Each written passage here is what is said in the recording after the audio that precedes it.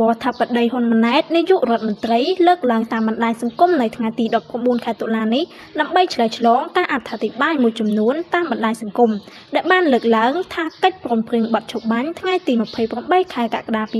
2025និងកិច្ចព្រមព្រៀងសន្តិភាពនានាខាងមុខគឺធ្នូនឹងការធ្វើឲ្យកម្ពុជាបាត់ទឹកដីសម្ដេចបវរថាបតីហ៊ុនម៉ាណែតបានយ៉ាងដូចនេះថាសូមបញ្ជាក់បងប្អូនជនរួមជាតិដោយសង្ខេបថាកិច្ចព្រមព្រៀងបាត់ឈប់បាញ់ថ្ងៃទី28កក្កដា2025គឺនិយាយអំពីលក្ខខណ្ឌនិងក្រមប្រតិបត្តិនានាដើម្បីបញ្ជាកុំឲ្យមានការបាញ់គ្នាឡើងវិញកិច្ចព្រមព្រៀងសន្តិភាពដែលក្រុងធ្វើឡើងខាងមុខគឺនិយាយអំពីការរៀបចំលក្ខខណ្ឌនិងក្រមប្រតិបត្តិនានាសម្រាប់បង្កើតនិងធានានូវបរិយាកាសអំណោយផលដើម្បីឈានទៅការបញ្ចប់ជម្លោះនិងស្ដារឡើងវិញនៅទំនាក់ទំនងរវាងប្រទេសនិងប្រទេសទោះបីជាកិច្ចព្រមព្រៀងទាំងពីរនេះមិនអាចនិយាយអំពីបញ្ហាពាក់ព័ន្ធនឹងទឹកដីឬព្រំដែន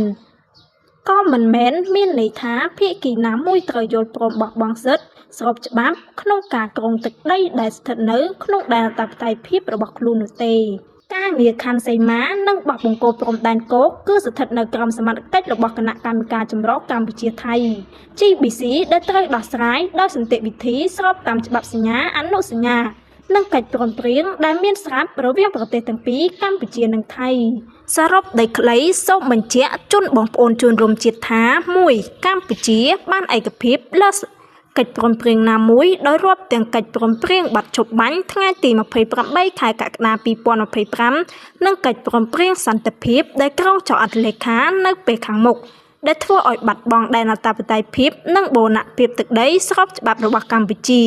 2រាជរដ្ឋាភិបាលកម្ពុជាមិនដែលបានភ្លេចឬបោះបង់កាតព្វកិច្ចនិងសិទ្ធិស្របច្បាប់របស់ខ្លួនក្នុងការពារដែនអធិបតេយ្យភាពនិងបូរណភាពទឹកដីកម្ពុជាដែរ